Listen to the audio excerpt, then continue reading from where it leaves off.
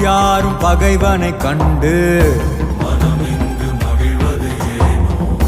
விழியோர காணல் கண்ணீரில் பொய்யும் மெய்யாகுதோ